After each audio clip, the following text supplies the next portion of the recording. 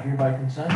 Alrighty, we'll get started, everybody. Welcome to Sandhill Soaring 101 workshop. I'm sort of I'm the organizer of this, but I'm going to try and have others present. John Hart and JP Stewart hopefully is going to chime in on one of the sessions in a couple of weeks. This is recorded, and I'll send everybody a link so that you guys can come back and watch this, or go to something specific if there's something you want to remember, look into more. This was essentially the same course or I shouldn't call it a course, but workshop or whatnot, that I presented last year. I'm not a CFIG, so this is not ground school. If you want to log some of this as ground school, you got to talk to John Hart about specifics, and I'll just leave it at that. I'm gonna start. So bear with us a little bit. We have a webcam, and it's half decent. I tested it last night. It's high definition.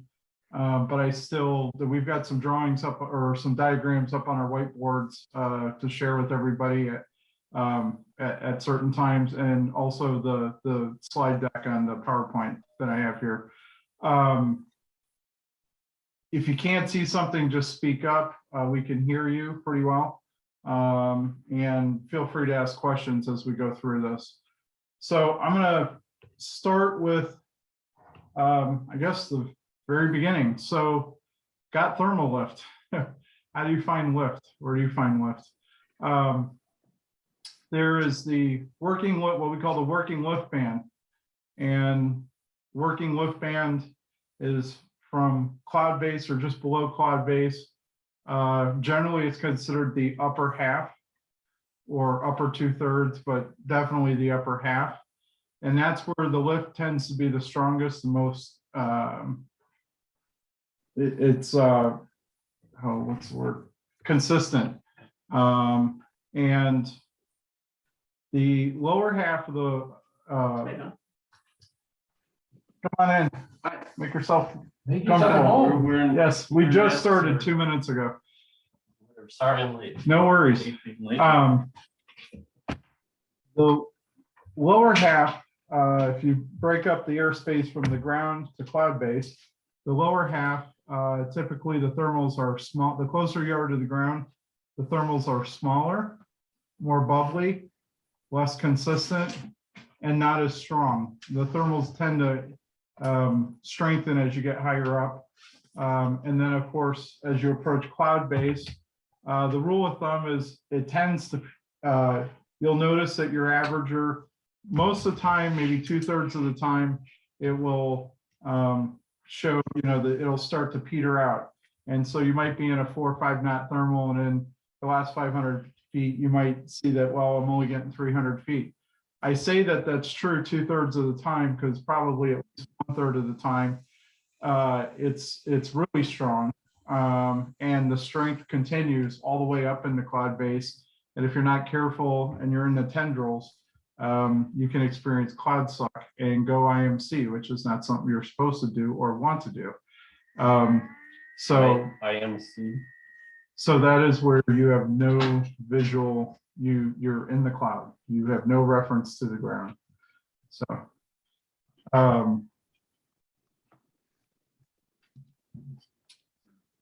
I think that works.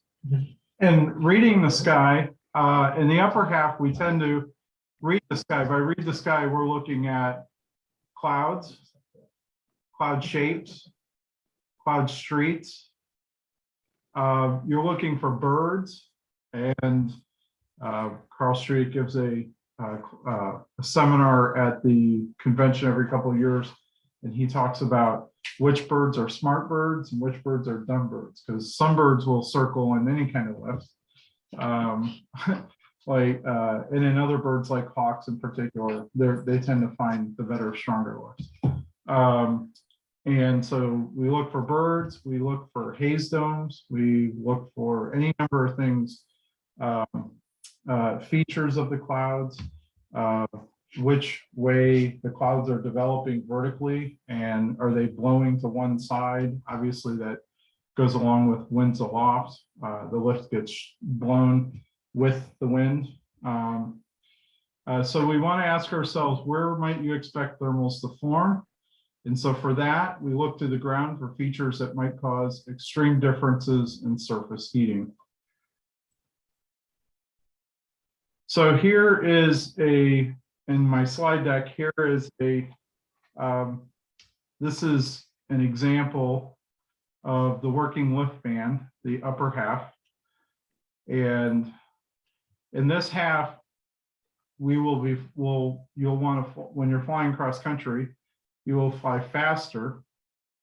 And then when you get to about halfway down, you want to, or about halfway down, you're going to want to slow down, conserve altitude, never go slower than best LD. In fact, most of the time we never even fly best LD. We still fly even 5 to 10 knots faster than that. But if you needed to, you could slow down to best LD. But slow down to conserve, to improve your glide ratio until you reach the next, consistent thermal that you want to take. And then when you get down to about 2,500 feet, as a rule of thumb on the East Coast or east of the Mississippi, 2,500 feet AGL, you should start be thinking of like, okay, well, what areas do I have available to potentially land in if I don't find lift? You should be very conservative with your glide speed, and also be willing to take weaker thermals, because you have less options as you get lower. As you get closer to the ground, typically we take 2,000 foot tows once we're at the solo stage and we're learning how to thermal. And so you guys are pretty used to catching a thermal from, say, 2,000 feet or 1,500 feet or something like that. But the lower you get, the lower your chances of getting back up are. So that's why by 2,500, we're really in the slow down and shifting into the survival mode. I've got this here and it's a little, I think this diagram on the whiteboard is a little better. I changed the numbers a little bit just for, to give you a better example. I want to switch to, okay, I don't want to share screen.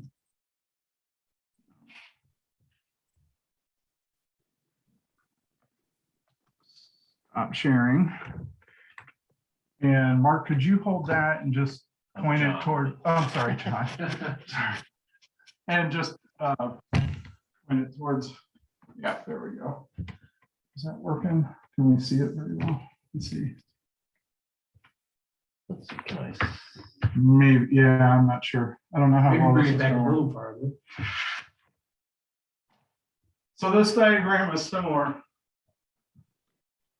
which you'll notice the upper half is the working lift band. This is where we fly faster. From 3,000 to 2,500, we're definitely shifting gears into the slower mode. And then from there, it's survival. It's, just above best LD. And when you get down to 1,000 feet or so, and we'll talk about off-field landings and how to plan and prepare for that, later in the course. That's not for right now. But when you do get down to an altitude, depending on your level of experience, we each have our own, we call them hard decks. And that hard deck isn't always the same. It'll change. It'll be how often have I been flying? Am I kind of rusty, or have I been flying a lot? Also the terrain down below. Ask John, he flew in Virginia in the mountains, and yeah, our hard deck was pretty high there because First day, my hard deck was really high. Really high. It was 500 feet below cloud base. Yeah, exactly. But here in the Midwest, where there's lots of flat fields to land in, and you can land pretty much anywhere practically, that'll obviously, it'll vary. But once you hit that hard deck, you need to commit to landing. That's it, period. No You know, once you hit the hard deck, there's no taking another circle. There's, okay, gear down and you know, you already got your field picked out by, you know, we're gonna talk about off-field landings later, but the point is when you hit that hard deck, you're committed, you're landing. So anyways, one of the things I'd like to point out is there are basically three different models to describe thermals and what thermals are shaped like. And the model you see the most referenced in your handbooks are, we call it the plume model, or it looks like a vortex or tornado or something like that. Okay, and that's this model. That's what this description or this diagram looks like. What you'll notice, and as a rule of thumb, this is generally true, like I said, the thermal is much narrower down below. It strengthens as you get higher, okay, and gets more consistent, you know, stronger. You'll notice that at 1,500 feet, the thermal that I drew is about half the width of the thermal that, you know, as it exists up at 5,500 feet. That's, as a rule of thumb, fairly true. It's not always true. Sometimes the thermals all the way to the top stay narrow, and you got to keep it wrapped up at least 45, you know, degrees or so. But you'll find typically that if you get a good, I mean, this is like an epic soaring day here at Sandhill, 6,000 foot bases. This is a nice spring day, good cube, you know, I mean, it's probably, and another rule of thumb is if cloud base is 6,000 feet, then you're going to have thermal strengths that will, you know, it's basically 1 knot per 1,000 feet. So if you got cloud base at 4,000 feet, you can expect thermals. There might be one that is like an outlier that's stronger, but in general, if you got cloud base at 4,000 feet, you can expect thermals that are, you know, maybe 4 knots in strength. And that doesn't mean every thermal will be 4 knots. Some might be 1 to 2. Some might be nothing because the cloud's petering out. And that thermals, I mean, every thermal has a lifespan. But that rule of thumb, yeah, go ahead. So I understand that the thermals get broader as they get higher. Yes. Are you also saying they get stronger as well? Yeah, you'll notice, like if you get down in the survival mode, right? And then you catch something at 1,800 feet, Yeah. it might only be 1.5 knots, 2 knots. By the time you're at 3,000 feet, you're seeing 4.5 on the averager. And it's even better by the time you're at 4,500 feet or 5,000, you might be seeing 6 knots and it might be spiking to 8 at times, okay? Yep. And that is very typical. That is very, very typical. It's not always that way, but that is a prototypical, you know, normal, you know. So this is what I call the plume model. Obviously you've got features on the ground, and I kind of listed some stuff, and we're going to talk a whole lot more about this. But where you have 2 areas that are heating, where the ground heats unevenly, the air heats unevenly. And that's really what triggers the sky being a convection oven, because that's basically what it is. Our atmosphere is a big convection oven, and the ground heats unevenly, and where you have hot air and cool air, and especially if you've got something to help trigger, you know, get the 2 parcels of air to interact with each other. Wind, for example, and we'll talk about, we've got lots of examples of that, but we'll talk about more of that later. But where you have those differences is where you'll find thermals. So, all right, any questions about that diagram? Notice that when I drew the cloud, I've got a kind of a concave, really dark base here. And you see the vertical development is kind of at an angle, following the angle with the winds aloft. Did you guys notice that? Yep. Also look at the sun angle. It's a high sun. It's not late in the day where the sun's here. You know, where the sun's here, there might be a few clouds and there would be lift under some of them. Down here, you're not going to find anything. So you probably heard that old saying, the end of the day or towards the end of the day, get high, stay high. That's because the ground isn't really doing the heating anymore. The heating's already occurred. Now it's just air mixing in the atmosphere. But in this example, and that's a 1 o'clock sun right there, typical prototypical, thermal, afternoon thermal, so. All right, any questions or? Yeah, You guys have a bathroom? yeah, I'm sorry, upstairs, down the hall to the left, there's 2 bathrooms. The exam test is, question is, what causes thermals? Answer, Uneven heating of the ground, exactly. which explains why when it was 118 degrees in Phoenix last June, the thermal index was terrible because the entire desert was superheated and nothing was any different anywhere. I mean, also one factor that plays into all this is the stability of the air mass. So we get these days in August where it's just hot, typically humid. And some days they're blue days, some days they're days of, but it's just like stagnant air, and the lift is not, it's stable air, and it doesn't want to interact. So, all right.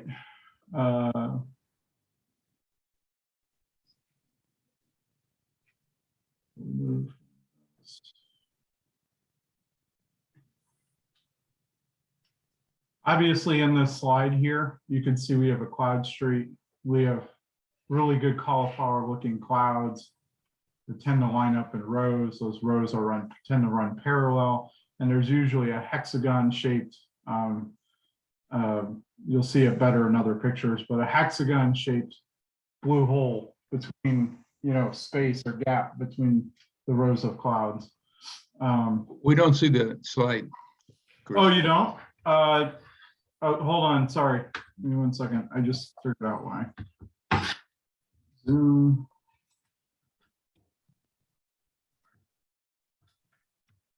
There we go. You got it? There we go. All right.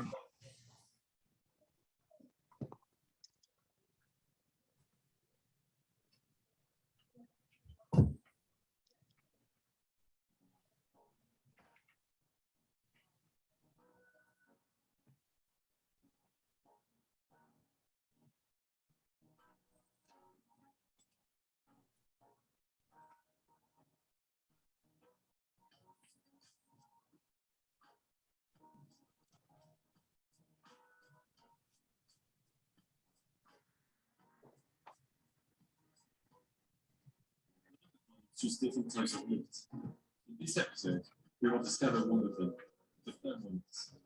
The Earth's surface is far from being the same everywhere.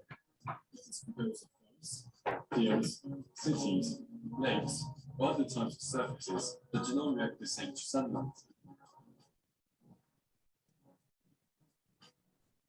On a sunny day, these diversities will be the origin of zones of relatively warm and cold air.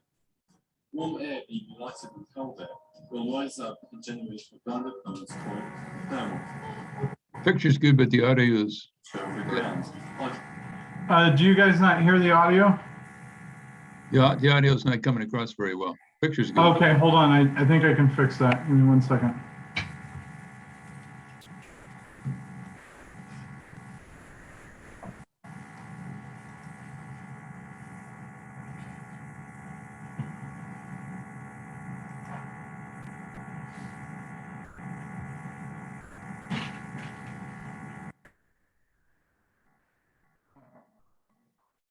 There's another phenomenon, convection. Basically, thermals and these red cones are clockwise about air with derivation.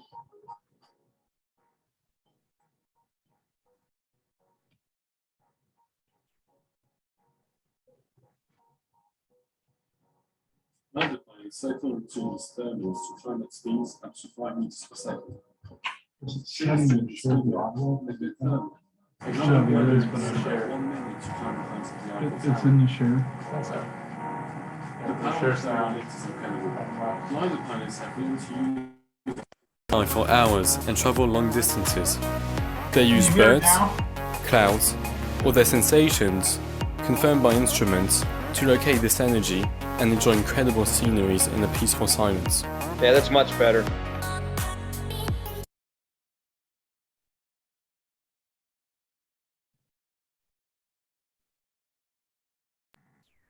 Okay, can you guys hear me? Yeah, it's coming across better now. Okay, all right, there is a setting, and I apologize. They, in different words, repeated a lot of what I said, and they probably said it better, but I just, in the interest of time, I want to keep going. Essentially, the ground heats unevenly, and so, all right. Here's another slide depicting the typical plume model. We're going to talk about reading the clouds, looking for the best clouds. We're looking for cauliflower-shaped cumulus clouds with sharp edges. We're looking for clouds that have wispies or tendrils that you can see they're like wispies down below the bottom of the cloud, and it's getting sucked up into the cloud. You'll see vertical movement of these tendrils under the cloud. Again, a concave, if you see it like a concave dome, and you're circling at cloud base, which you're not supposed to, but if you are or did, you notice that, if you have, you'd notice that you can actually fly up into that concave area, and that concave area could be a couple hundred feet more. The problem with that is, other than being a violation of an FAR, is that airplanes, if you don't have ADS-B in out, airplanes can't see you. So if somebody's IFR coming through a cloud, you're not going to see them and they're not going to see you. So that's one thing to keep in mind. I call it a pro tip, but when you're trying to find what side of the cloud is the lift the strongest, you're usually going to find the strongest lift on the upwind side of the cloud. And so that is why we are reading the shape of the cloud and looking at where the vertical development's happening. Clouds have life cycles, and there's different stages. There's the new, beginning stage, there's a decaying stage, and a mature stage. And in the mature stage, the lift could still be very strong up towards the top, but down below it won't be so strong. In the new stage, it's usually better lift in the lower to middle and going all the way through. But there's definitely a life cycle, and we will look at some time-lapse photography. One thing to keep in mind, knowing that the cumulus clouds and thermals have life cycles, is you want to get a feeling for what their cycle times are. Are they cycling quickly? Is the thermal cycling like in 5 or 10 minutes, or are you seeing clouds develop and stay strong for 15, 20, 30 minutes? And again, if you watch some time-lapse photography, you can see instances of you can see clouds that come and go quickly, and clouds that come, build, maybe degenerate a little bit, and then rebuild, and then degenerate completely. And that's why I have a number of comments to share when we get to the time-lapse photography. One word of caution is when you're flying cross country, the grass always looks greener on the other side. In other words, and I'm not talking about the grass on the ground, there's a tendency to look out at the sky and say, my thermal's okay, it's 4 knots, but man, that cloud looks really great. And you have to keep in mind, like, what are you typically experiencing from cloud to cloud? And especially if you're going to come across many different kinds of clouds. You're going to come across decaying clouds, and then the regular, typical cloud.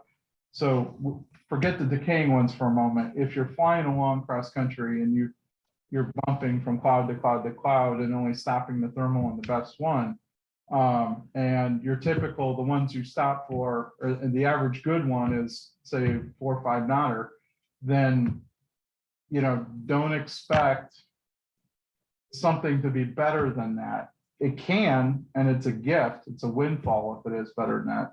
But it's, keep in mind what have I been flying in? What's the sky been like that I've been flying in? And what's the trend? Now, if the trend is, hey, I started at 1 and it was like, yeah, 3-4 knots, but now they're like 4 or 5 knots, the day's getting better, that trend may continue until like 3, 4, 5 o'clock. Depends on what time of the year. If it's, early in the spring, it may not last that long, but later in the spring, like when Jeff had a 7-hour, 500K plus flight, I'm sure you guys saw in the beginning, it was weak, then it got good, then it got kind of weaker towards the end, or. You're so high in that. Well, yeah, lucky you. Nice, it's nice when you're high, right? No pun intended, but yeah. Oh, yeah, but, Yeah. and it did start petering, but at that point, we're at final. Yeah, you were on final point, yeah. Any questions?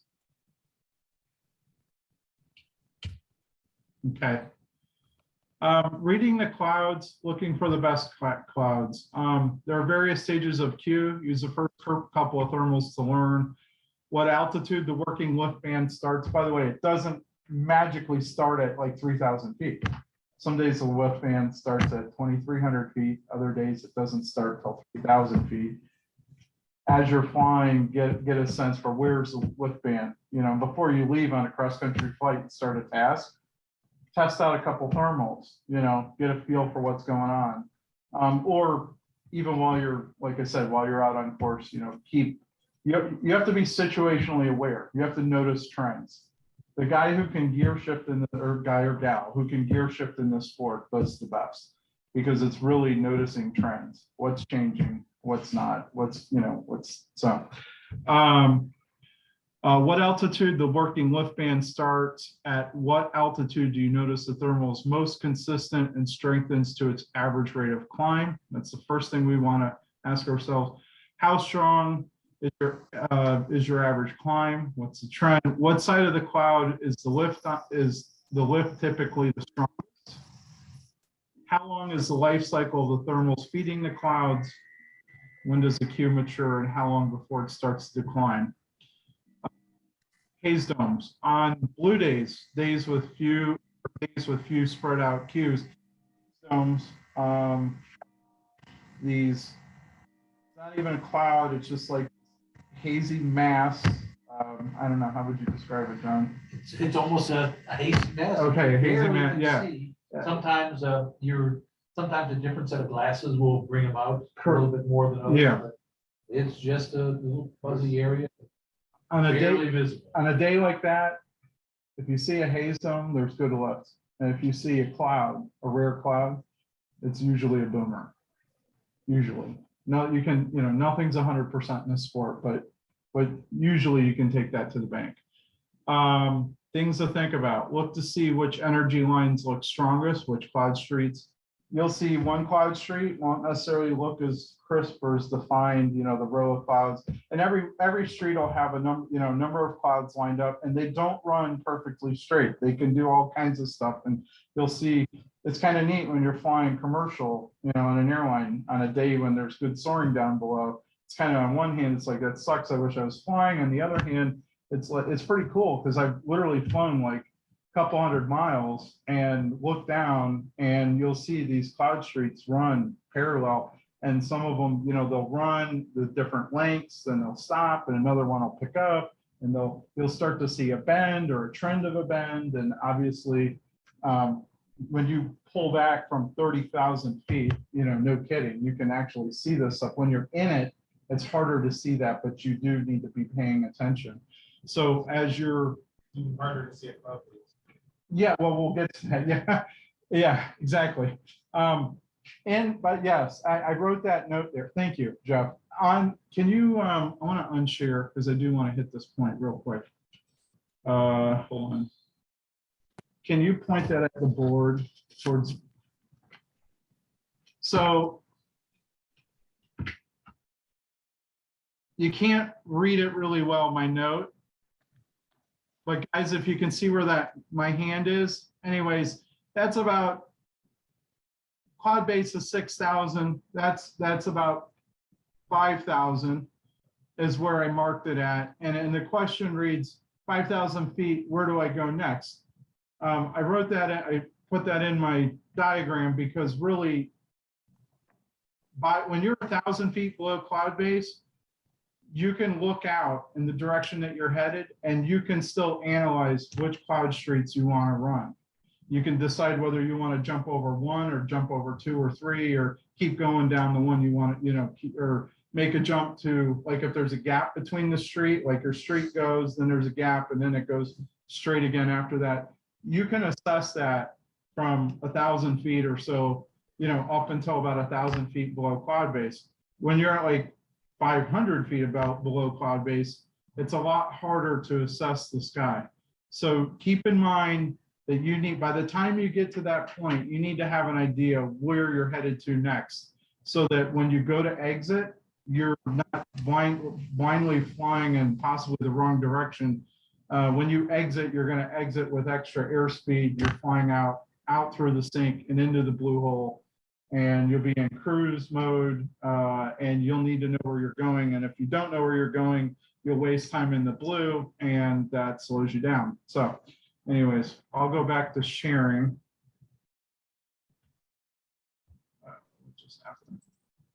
So another little tip, when you are up close to cloud base, you really cannot tell exactly where you want to go because you're so close to cloud base, it's hard to analyze.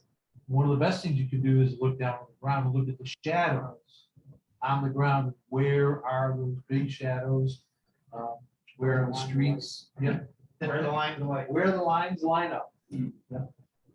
Let's see, pay attention over the course of the day to which cloud shapes are working and which ones aren't. The best sailplane pilots are human time-lapse photographers.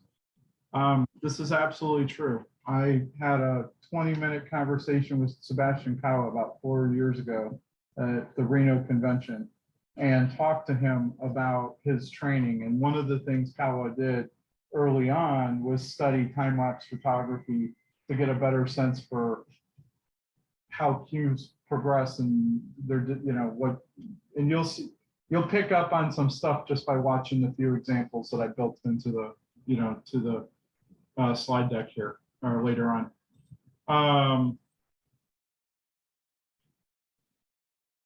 Doug Jacobs is the last male American to win a Worlds.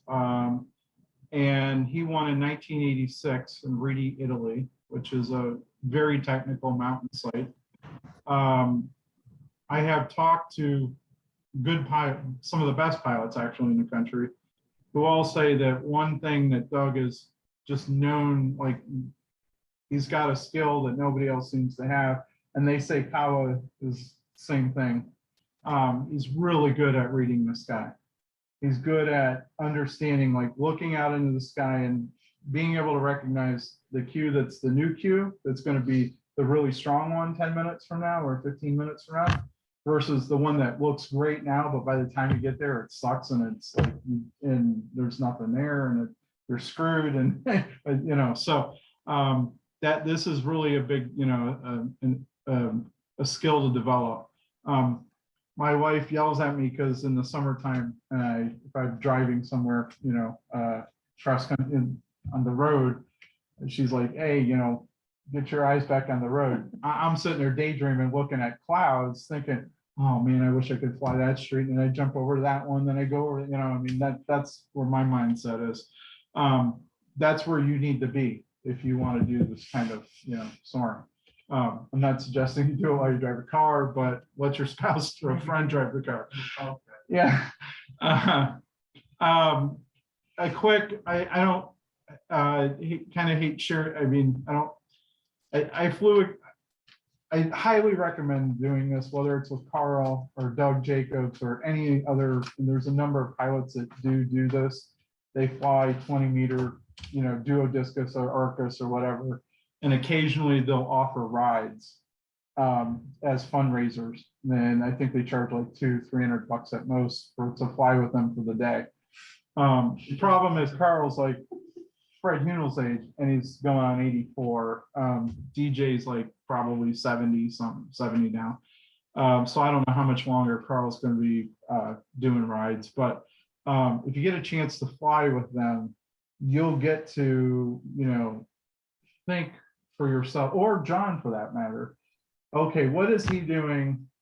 What is my decision making, and compare it to their decision making, and see how they're doing it. And when you fly with somebody who's really good, who does it right, like consistently, and doesn't, like when John and I fly, we're right 70% or I don't know, speak for 62. Yeah. When Carl flies, he's right like 99.85% of the time. And he just is like, they practice and they fly a lot. That's why they're that good. It's intuitive to them. At one time it was intuitive to me, but I haven't flown much in a couple of years. So, but the more you fly, the better at this you'll get. It is a mindset.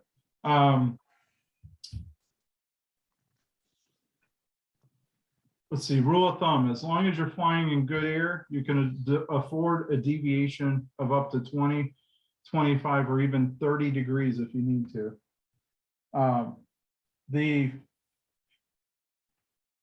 When you're going from one point to another, it is much better to deviate and stay in good, strong lift or zero sink, and we'll get to this point in a minute.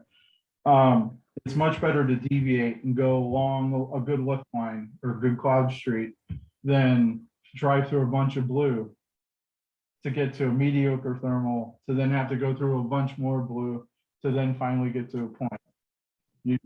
Fly that way, or fly any way, fly where the lift is, stay with the lift.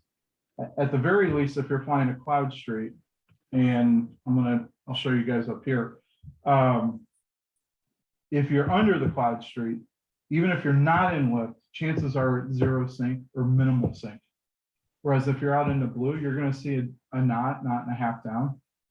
Or if it's between really strong lines of lift, you might see 4 knots down or something like that. I'm going to switch back from sharing the screen. Can you point? Are we sharing? Hey guys, can you hear me? Yes. Okay. We're going to, and actually all of you, I don't know how we want to do this. My diagram's up here. This is what we want to try and show.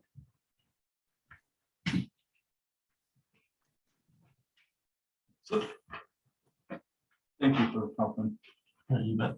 All right, so this is my really bad attempt at drawing a lift line. Let's say you're flying along, you see a really strong, sharp-looking cue, and you go to it, and it's followed by a series of cues with maybe small gaps where there's no cue in between, or the cues literally kind of almost abut next up to each other. Either way, however that cloud street looks, okay, you're gonna the whole street's not going to provide lift. You're going to have parts of the street where the lift is really strong and other parts of the street where it's not strong. So I don't know what altitude, for example, but if you're flying to that, you might say you were middle of the lift band or a third of the way down from the top of the lift band. You're gonna and you hit a strong thermal, and in this case I've got like a 6-knot thermal here, for example. You're gonna stop, circle, and then continue flying. The cloud street is can take different shapes. Sometimes it'll bend, sometimes it'll so the way I drew this was going to the lift, following the underneath the cloud street. And you're going to what you'll notice is there'll be zero sink in between or minimal sink. And then you'll come back into some more lift. We don't stop and circle for an extra 200 feet to cloud base. You just run with it. Say again? Yeah, you'll waste time just trying to center the thermal. We'll get to that too. But the point is that when you're running a cloud street, you keep running, unless it's really super strong. But if you're really high and then you come into strong, you can't really use that except to put the nose down further, and it's like running the ridge basically. So as you can see, you're flying the cloud street and you're going along underneath the cloud street. And I'm going to show you a video in Reedy to give you a better idea what I'm talking about, I think, in a minute. And you'll experience like no sink, a little bit of lift, no sink or zero sink, maybe half decent lift, then really good lift, but maybe not quite as good as what you first came into, or maybe what you first came into was really weak, but then the second cloud in that cloud streak was really strong. Either way, you only want to stop the thermal if you can actually gain altitude and where it's really, really strong. But once you're set up under the cloud streak, you're going to follow that cloud streak, okay? Until you, at the end of the cloud streak, you got to make a decision as to where to go next. Where's the next cloud that you want to go to, or the next street of cloud, if you're lucky enough to have prevailing winds of cloud, that make for good cloud streets. So I've got a question here. So when you exit a cloud street, you're going to your next cloud street, and here we've got two different possibilities, and I didn't have any more room, so who knows? We'll just say this is unknown. We know it keeps running, but we don't know how strong. On this side, it doesn't look so strong. Over here, it looks, better. You need to ask yourself when you leave, like, okay, well, where am I going next? And ideally, you would have wanted to maybe decide, hey, I think it's going to be this one when you were thermaling up to here. But depending on the distance, you may not be able to see that. You may only see it like once you exit, but you need to make up your mind pretty quickly by the time, or already have it made up by the time you exit. So if this looked weaker, would you want to go here or to the stronger? I mean, obviously it's building or decaying. yeah, building or decaying, exactly. So, and then the next question is, are you going, when you leave this cloud street, are you going to leave fast to get to the next one? Or are you going to leave slow? Any takers? Fast. Minimize the amount of time that we're in sync by going fast.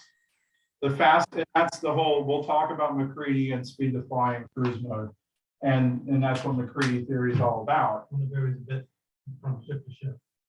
It does. It does vary from ship to ship.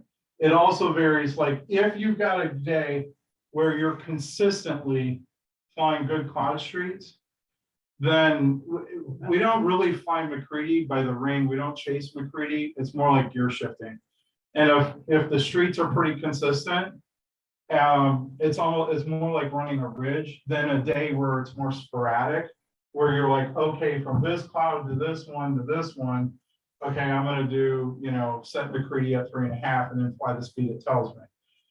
This is different. Here, it's like, hey, like I flew a day about 1.5 years ago at Sandhill and Chicken Noodle, and basically the lift was just running nice streets and northeast or northwest, southeast.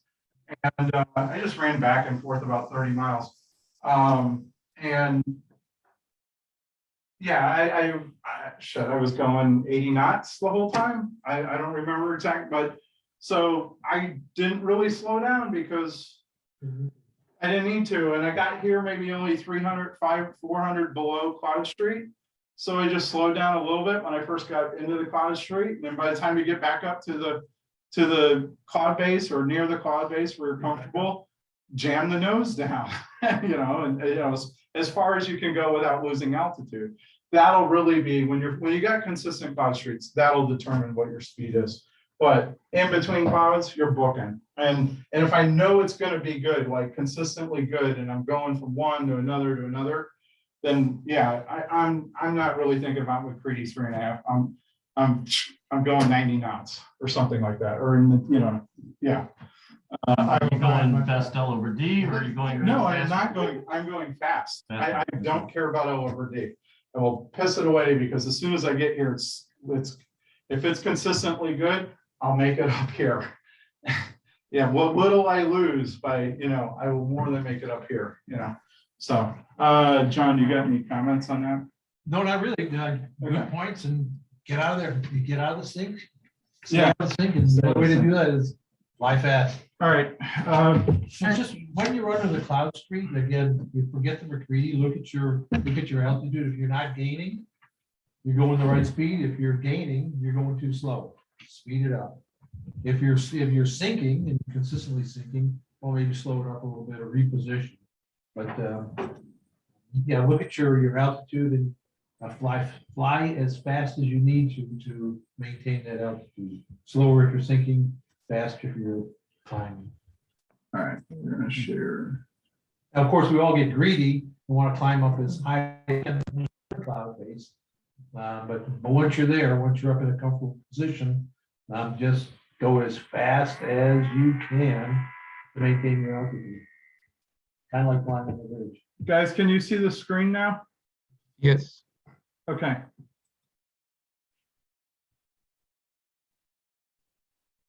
All right, this video, I don't believe has any sound.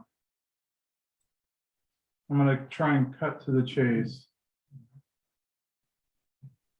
So here's a really skilled pilot flying in the mountains in Rieti, I think that's how it's pronounced. And you'll get a feeling for, if you don't have a lot of experience running cloud streets, you're going to get a feeling here of a couple of things. How it's done. You'll see where they're going. You'll also notice that the clouds in the cloud streets typically line up over the high grounds, over the mountains. Not that there can't be clouds out, queues out over the valley, but you'll notice in this video that they're.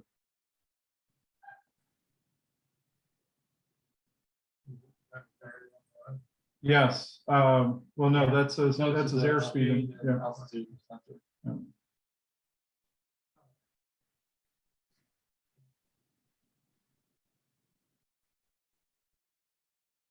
Notice, like between clouds there, he was going 220 kilometers an hour, you know. So he slows down a little bit because he's lower. He's gaining altitude, and the closer he gets to cloud base, they'll put the nose back down and go faster. 220 kilometers, whereas before he was doing 140 when he was gaining altitude. 230, 220.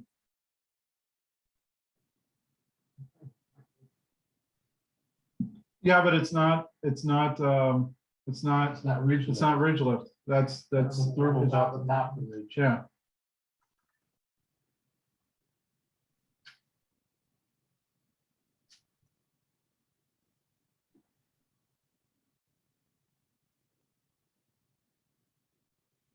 So he's probably flying.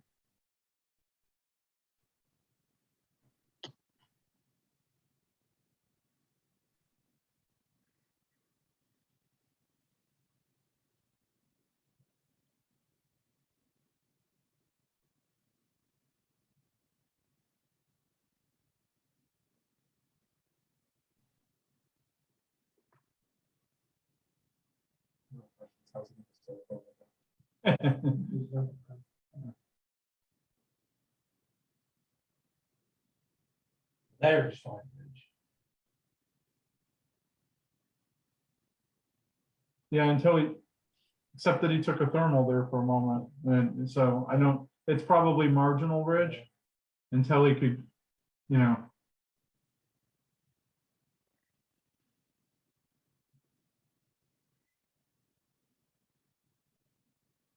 You'll notice he's setting up his final glide from 90 kilometers.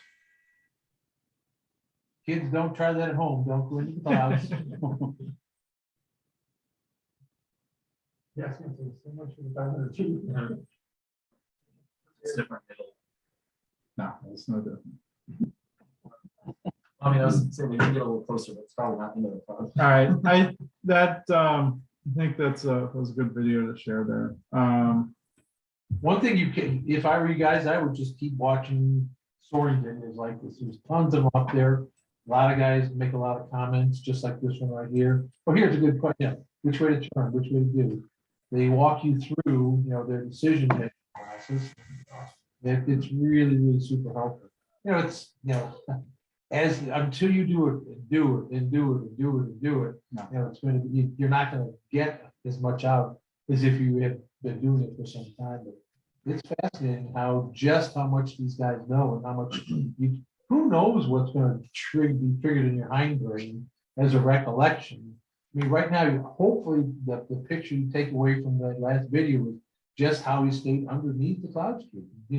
If you go back and go slowly through it again, you'll see, I wonder why he went, so it looks like he went through a weaker spot. Oh, but there was a much stronger, darker area farther along. I remember we had a pretty good flight under clouds once, didn't we? Yeah. We kept running back and forth, like Chris said, just hauling ass to K-13, almost getting up in the middle of the yellow arc, not going down. I was like, Picking our line, picking our line, picking our line. I was lucky. One of the places I learned to fly was in Tampa, which is near Tampa Bay in the Gulf Coast. And in Florida, you get two converging sea breeze fronts, one from the Atlantic and one from, and it makes like we call it a super ridge or super highway. And later in the spring, it totally overdevelops and turns into these massive thunderstorms with 45, 50,000 foot tops. But what you'll get is this great shelf. And I was lucky. I used to fly the Club Grove all the time and run like 40 miles without turning practically. We don't get to do that at Sandhill so often. We just don't have those dynamics there. But the convergence there, the sea breeze front is very, it is a lot like in many ways, it's a lot like bridge running. All right, so as you're flying, what type of thermals are we working with? Are they consistent solid thermals that are typical of May and June, or in April, May, June? Maybe a fresh breeze, but not too strong. These thermals are like an engine. They can have a life of their own. Those are the ones where it's solidly good, it's good, and it stays good to cloud base, and you actually have to worry, like cloud slack is an issue. If you're up, you need to decide for yourself like where you're going to avoid clouds, like at what point do I stop climbing and go on? That's a personal decision and follow the FARs. But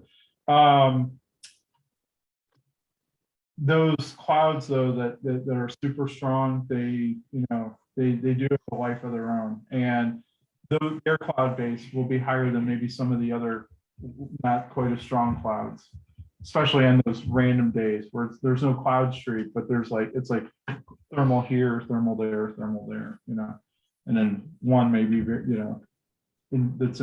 will have one or many may have, like a life of their own almost. As you're climbing, if the thermal stays together well, is consistent, it's in its early part of its life cycle. Pro tips, after you've bumped a few thermals, you get a sense for the structure of the thermals. They're lasting a long time because they have a lot of energy from the ground, or are they smaller, gusty bubbles where like the Vireo spiking and it's like strong, but then it it bubbles and it's like half the turn is out of the lift, even when you're centered. And that brings up the lava lamp model we'll discuss in a minute. Another way of thinking of thermals. Are the thermals smaller, gusty bubbles that go away? Do they tend to peter out quickly? Note, if you go back to the same place you found one of those bubbly thermals, it's probably not going to be there when you go back. That's one of those stupid things that you will do, that you will just make that mistake because you'll be feeling needy, like I gotta find a thermal. It's not, it's okay, but it's not great. There was something back there. I got a couple 100 feet. I could go back and do that again. Problem is you're going to keep flying through sync and then you're going to get there and it's not going to work. And so all you'll have done is piss away more energy. You're 30 miles from home and Yeah. all your thermals disappear and you try to go back to the last one, they're not there. Yeah. They're all gone. Yeah. There is a book called Breaking the Apron Strings. It's on the reading list. It was on the in one of the emails I sent. I think it was listed. it's a good story. It's basically what he said though, what Jeff just said. You know, think about it, when you're new and you're kind of branching out and you're pushing, you know, you're leaving gliding territory of the home field and you're about to break the apron strings. You know, there's a tendency to be very conservative, and I'm going, and I go to that cloud because it's the first cloud, but it's a ways out. And it should work, but it's not really working, or it's not even there. And then, but there's another cloud after it, but I'm going to keep losing altitude. By the time I get there, I may be getting to the point where I have to make a go, no go decision. Like, do I keep going and have a field that I can land in, preferably an airport, not just a field, but, you know, do I keep going? Or do I turn around and go back? And the mistake that the newbie makes, and this is the point that book makes, is that the newbie turns around for safety and flies through the same sink that they just flew through to get to where it wasn't so great. And really your odds of finding something by continuing on improve greatly by continuing on. And the odds of, you know, landing back at the airport are really high if you turn around and go back, right? So up on the whiteboard, I have something I want to share now. How do I stop sharing? Stop sharing. All right. It's that graph, or that, not the, but that, whatever you use. Yeah, do what you can if we don't get it. Guys on Zoom, this table or in, yeah,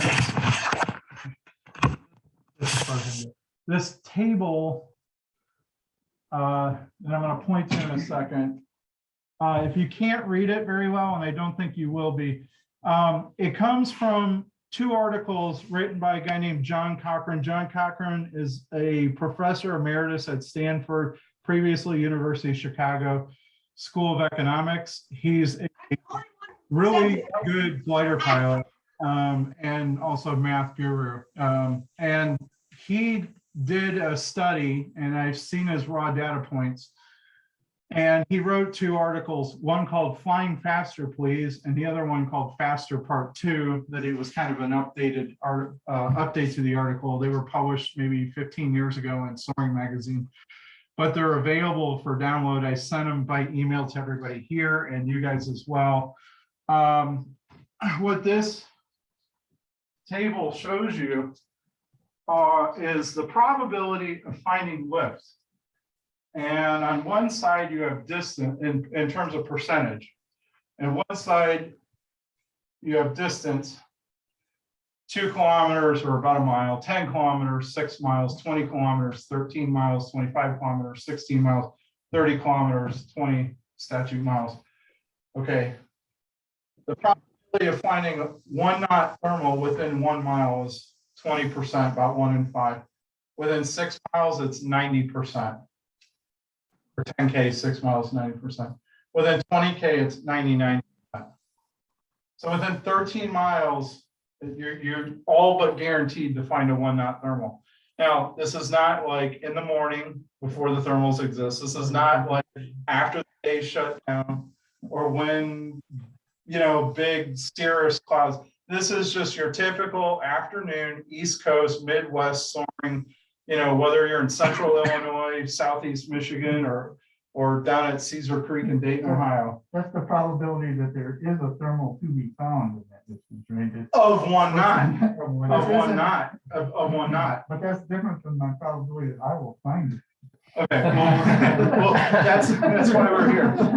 The probability of finding a 2 knot thermal, okay, is 10% within a mile, 61% within 6 miles, 84% within 13 miles. Your odds are still pretty darn good. Pretty darn good. On a meteor, or just the average day. Yeah, this is like a typical Midwest day. This is not a great day. This is just like average day. You know, we're a skilled pilot, a Fred Hunel. You got, you know, Probably gone all day. yeah, well, that's true. But I'm just saying, like, you know, But the odds are really good. By 13 miles, it's 84%. By 16 miles, you're up to 95%. And by the time you get to Howell, a 98%.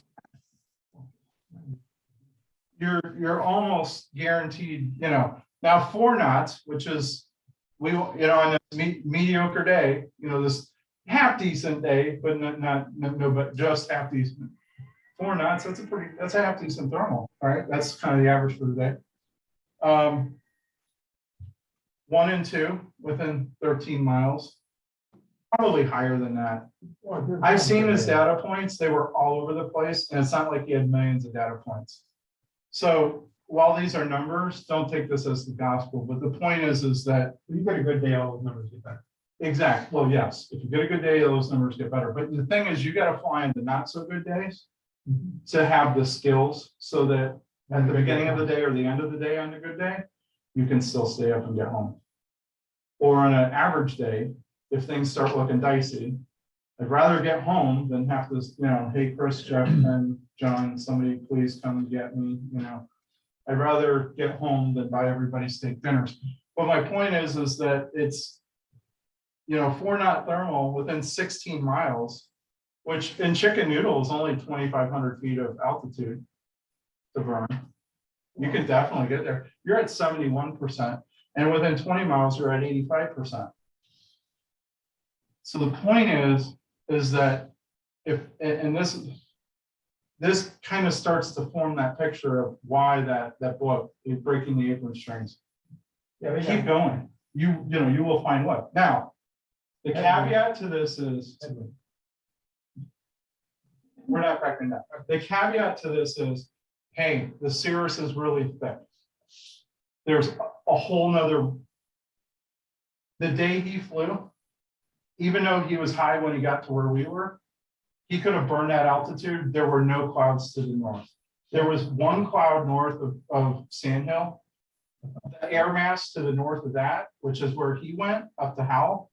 He sat on the ground for 3.5 hours waiting for these guys to get back so then we could come pick him up.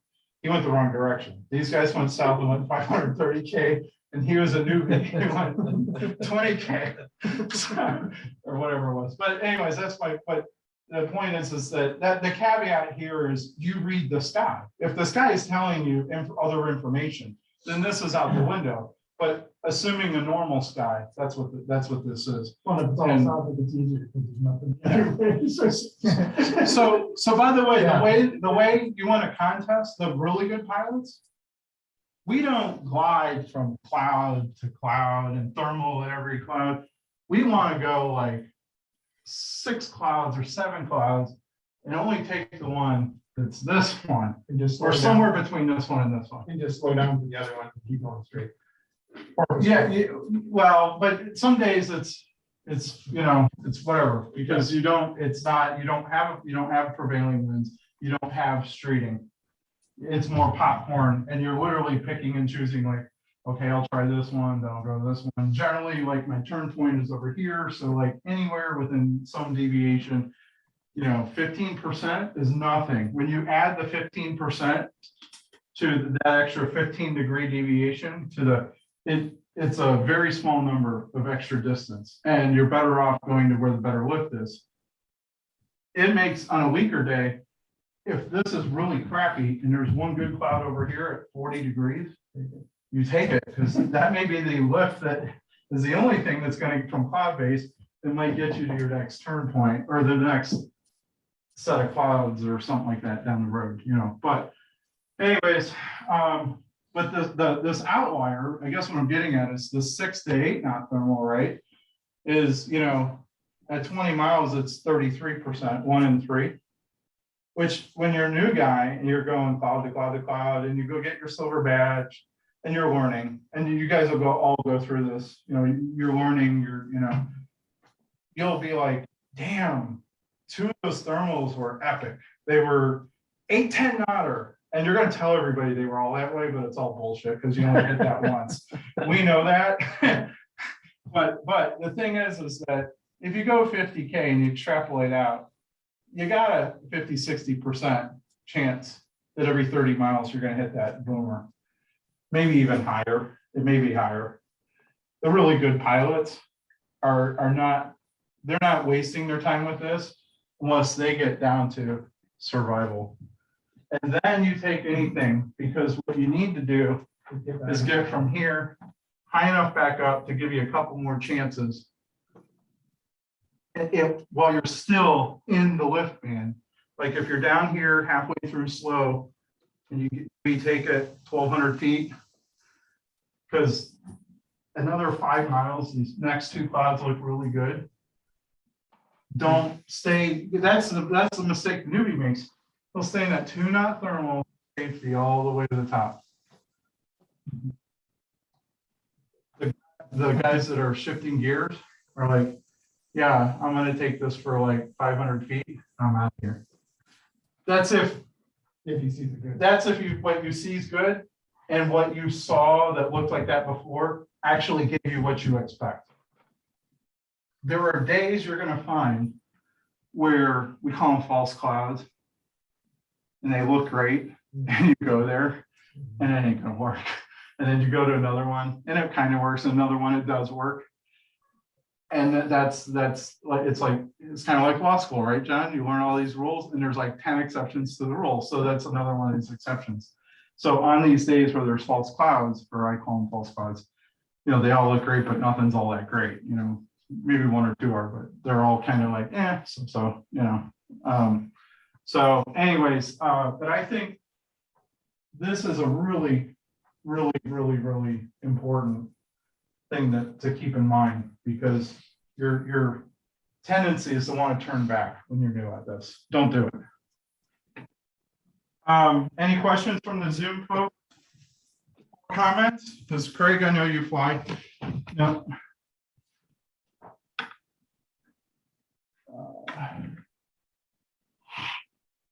All right.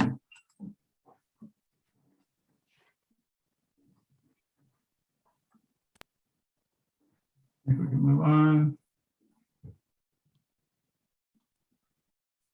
So here in this slide, just looking around, these are just some examples. You can look at the shadows on the ground to see which way, where the clouds, especially when you're up towards cloud base, you can't see out very well. So your view is obstructed and you can't see the other, you can at least look to the ground to see where the other streets are. But here he's not right at cloud base, there's some distance, and so you can see like the line out here.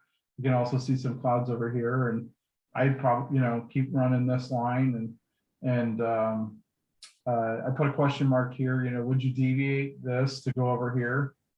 Well, not for this one, but you know, and I don't really see anything that looks too great out here, but yeah, in this picture, our field of vision isn't there, so we don't really know. It's a lot of unknowns.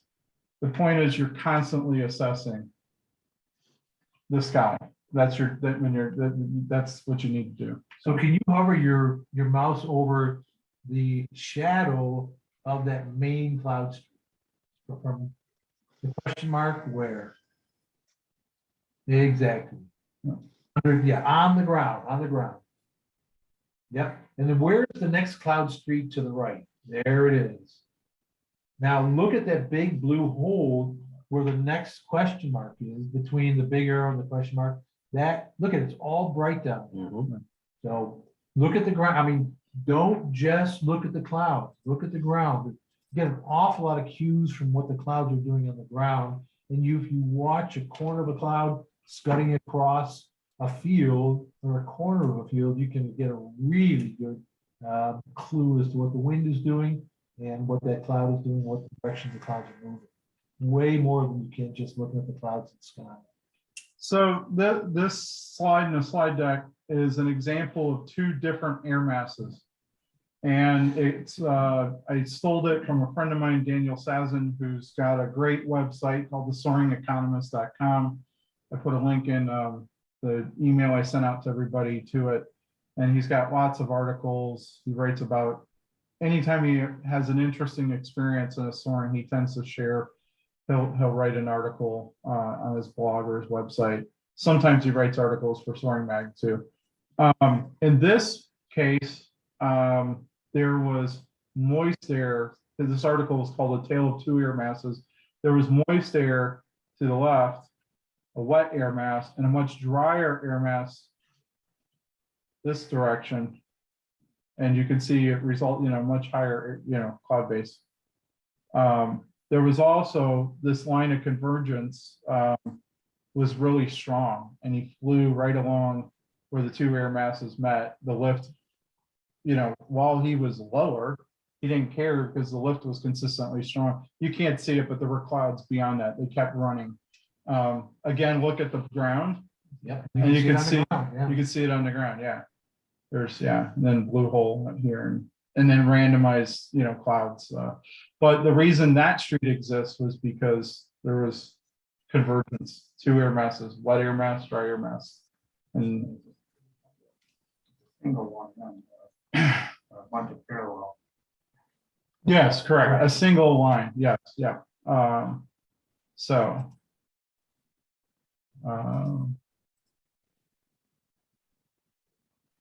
Occasionally they would find wispies out in front of the shelf or the cloud, and these wispies were really good air. Now, a lot of times you're running normal cloud streets, not from convergence, but just normal cloud streets. And if you see like kind of wispy stuff like this, I hate to use the word in two different ways, but if you see like, how do I put this? If you see like kind of hazy, loose edges, because the cauliflower shape, that's usually the strong cue, right? Well, on the side of a cauliflower shaped cue, if it's strong and growing, you're not going to see like hazy stuff off to the side. You'll see tendrils underneath the base getting sucked up, and you'll see that vertical movement. In this case, these wispies were almost like tendrils, but out down at the foot of the shelf. And if you had a video, and if you read his article, he says that this is a still picture, but these wispies were moving up. Yeah. So this is an example where you could be confused as a new pilot seeing this for the first time. You'll experience it, learn from it, and this, you'll think back to this and be like, yeah, that's what was going on. So, all right, here's that awesome day out in West Texas or Hobbs, New Mexico. Occasionally we see stuff like this more up towards Ionia, I think, where cloud base tends to get higher. They also get they do get sea breeze up towards the sea breeze comes in off Lake Michigan. But here's just a really, good, mature, prototypical, strong, queue. It's not like tops to 40,000. It's not, at this point, it's not overdeveloping and probably doesn't risk overdevelopment. But looking at it, where would you fly to and why would you fly? Where would you go to?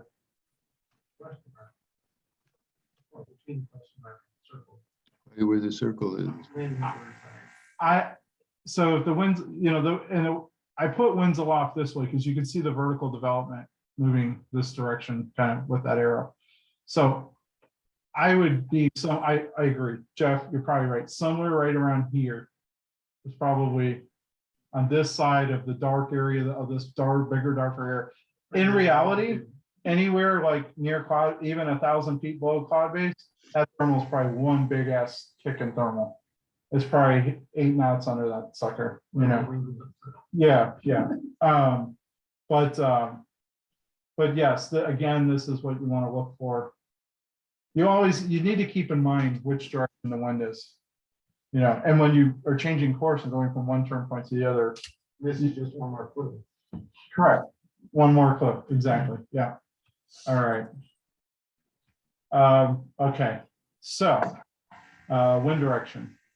Photo Tony Condon took. Here's prototypical Midwest cloud streets, and he's going perpendicular to them. You can see the lines run. You see the shadows. You can see if you cross from one to the next, the air in between the two is going to be that blue hole sink, strong sink, you know, up in my deck. Yeah, that's going to, you're going to plow through that really fast. You're going to get in and out and get to the next, you know, if you do decide to traverse one from the other. Again, this shows that you can always see where they're going by looking to the ground. George Moffat wrote a book, couple books, Winning and Winning 2. He's got a section in there. Now, George Moffat came to soaring, competitive soaring from sailboat racing. Sean Fiddler did too, by the way. They're always thinking about how to get every little edge out of the wind, maximize, you know, speed and minimize stupid things that cost time and, you know, point to loss of speed. Moffat, if you read Winning 2, he's gonna talk about diving into thermals and pulling up right into them. And you watch, like, someday I'll show the movie, what's the one with Sunship Games, with the, you know, and you'll see Moffat and Gleb, and they'll pull up and they'll literally in a half a turn, they'll gain 800 to 1,000 feet. One, the thermal's booming, and two, they came into it at probably just short of V&E. Okay. And because they're flying at super strong conditions, and when they and it's also the guy that filmed it, I'm sure, was using some taking some license to get the right angle to make it appear even bigger in the shot. But when you are going through heavy sink, you're flying fast. Knowing when to pull up into the lift is really important. And he describes, you know, these crazy pull-ups and diving out of thermals. I would just say this: when you're flying with other people, sharing thermals, especially in racing, there's an etiquette. And if you do that shit, they will throw you out of the contest in no time flat, because it, you know, when somebody does, it's very dangerous. Yeah, there is proper etiquette when you're in a gaggle. Okay, if you've got a gaggle, if you've got a gaggle, you guys are all in there staying relative to each other, and you come into it at a 45-degree angle, and it's like merging in traffic, like on the freeway. All right, we don't. Yeah, and there are people that do that. And Sean Fiddler's got a video from the Worlds 4 years ago or 6, I believe that was 5 years ago, and where he's out in where he's out in where do you go? Australia. Yeah, and he's in a thermal with like 40 other gliders, and here's some jerk that, you know, goes right, you know, and does this, and it's, you know, it was too close for my comfort, to be honest. But anyways, we'll talk about thermal etiquette later, but I'm just saying, like, these techniques do work, but there's a whole lot of, if you don't have the timing down right, and we'll get into that later in another class, you don't have the timing down right on the pull up and all that, then doing the crazy, like, you know, and even Moffat later wrote in the Soaring Symposium, or not wrote, but I found a dictated copy where he says, you know, I got this reputation from writing Winning too, you know, the Winning, about doing these pull-ups and these, you know, and dives out of the, you know, whatever. And he's like, yeah, I do some of that, but I don't do it as much as people think, you know. And the thing is there's probably a middle ground that's safer, and you just avoid it when you're in, anytime you're in a big gaggle. Yeah, if there's nobody else there, it doesn't matter. Yes. However, you might think nobody else is there, and somebody is there. And if they're flying right to your side and above you, and you pull up and do this, air to air, you don't want that. And people do die in air to airs. It happens. One of the things that glider pilots do, especially if they have their own racing ships, they have mirrors on the side. But honestly, I don't know how often I would check those. I would have the. How hard is it to see a knife's edge in the mirror? Yeah, I don't know that I personally would have the discipline to always I mean, I do with driving, but when you're flying and your head's thinking towards racing and you're out in a sky that's wide open and you're not with 6 lanes of traffic, you know, you're not really thinking about that. So maybe those people have programmed into their thinking and they are used to checking their mirrors. I would just caution, like, you know, if you're gonna do this, you know, you need to really mentally like take a double check, make sure that somebody isn't right behind you. Or even just a straight, you know, pull up like that. You never fly right behind somebody and next to them on either side. This is the most dangerous place. You can be out here in a wolf pack, like get a couple bunch of gliders like this, but never be right here. You know, out here, okay, but somewhere where they pull up and do a turn, anywhere with, you know, you want to be far enough, give yourself enough, you know, horizontal distance that, you know, that you minimize that. When you do exit the thermal, the strongest sink is right along the edge of the thermal. And so if you're plowing through heavy sink right before you get to a thermal, where there's big sink, there's, look at my, I am trying, where there's big sink, there's big lift. So if you're flying through sink and you, especially if you see a marker, but if they're flying through sink and it's really big sink, and I'm not talking about wave, I'm not talking about wave suppression or bridge, just thermal soaring right now. There's big sink, there's where the air goes, you know, what goes up must come down. And so if you find big sink, somewhere there's air going up and it's going to be even bigger than the sink. So just keep that in mind. What was I going to share for a second? Oh, I guess this comment is for the Zoom folks. I don't, where's the camera? Here. They're not going to see it. And my diagram, guys, I just have arrows showing that the air. I guess we can try and do it real quick. I'm sorry. I don't know if it'll. Can you move it? The down, point to the downward arrow. The strongest sink is going to be right on the edge of the cloud, and so it's bubbling off the top, and then going down vertically like an elevator next, you know, next to the where the stronger lift is. So, all right. All right, let's move on. Stop sharing. Or sorry, we want to share.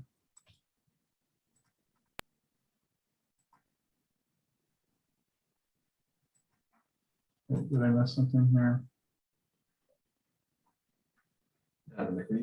Oh yeah, speed to fly. We're going to very briefly touch on this and then call it a night because I don't have time to get into full discussion of McCready.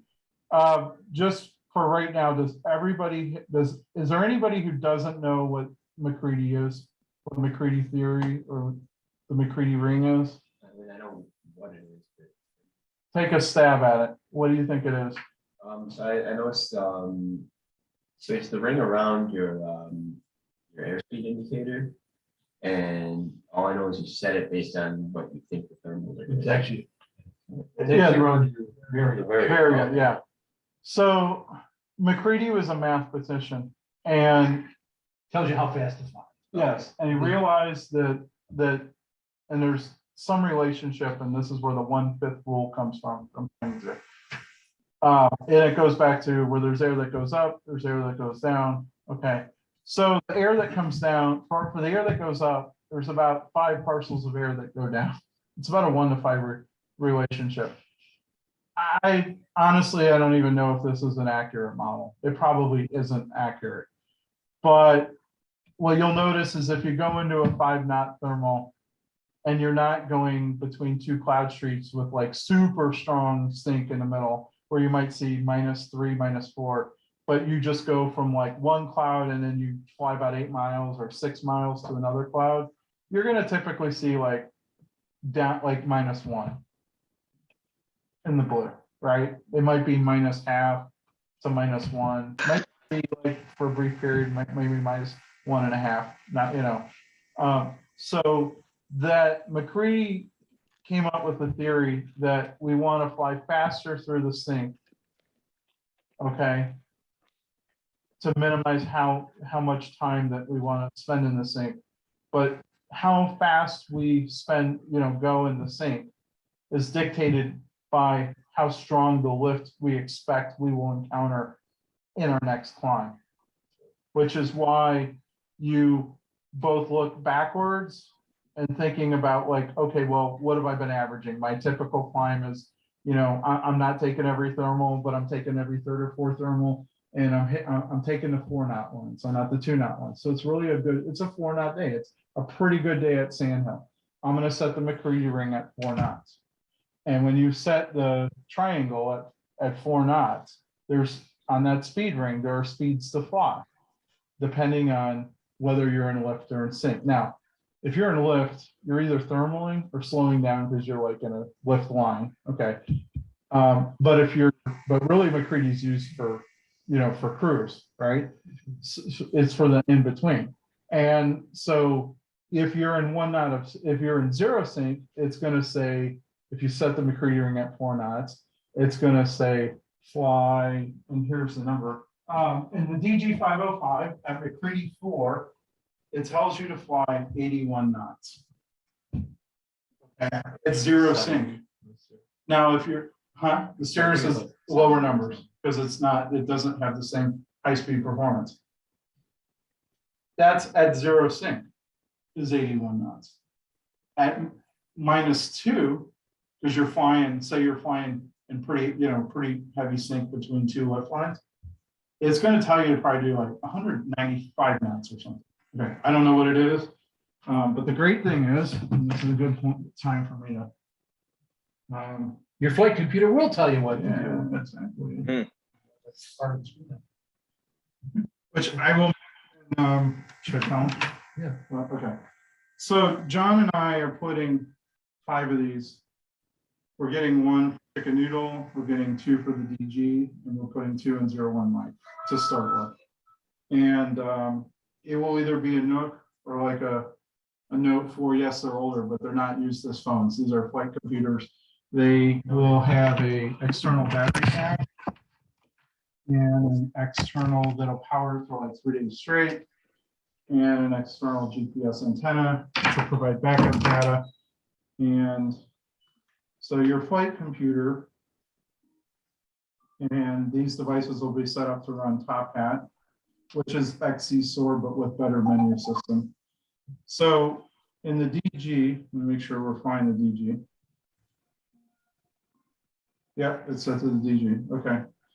In the DG, oh,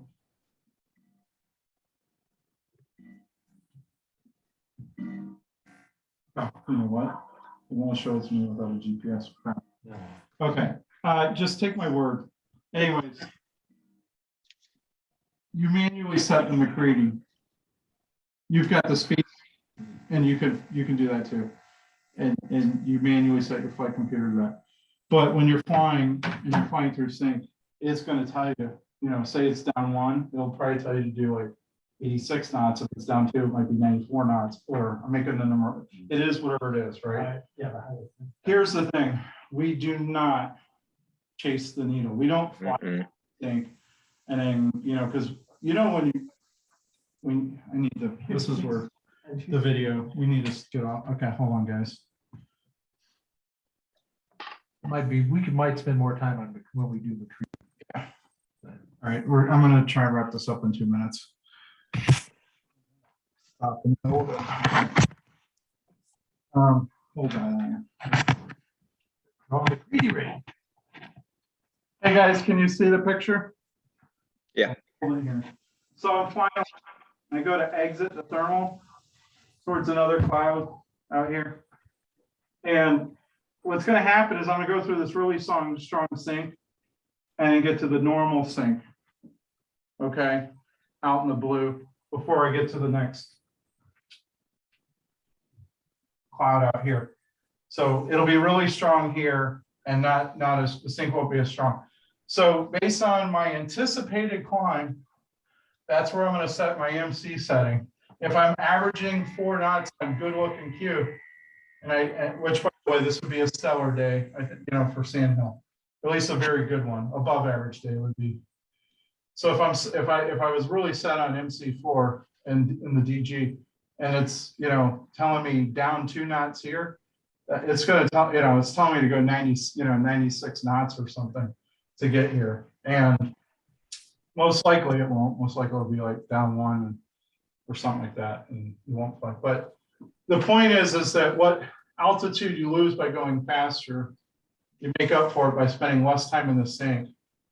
And then when you do get here, you convert some of that energy to some extra altitude, and then, you know, center the thermal. And that's how that works. So you understand that Yeah. we go the speed that McCready, but we don't chase the needle. We'll talk later about shifting gears. In other words, there is more of a guideline, and it's more like, John, tell me, in the DG, in my mind, the gears are 70 knots, like 65 55, 70 is conservative. 70s, yeah. Early 70s is hey going. Good day. 75 is, yeah, really, you know, pretty, And you then know, 80 knots is plus looking is at. kicking. Yeah, it's Good kicking. day.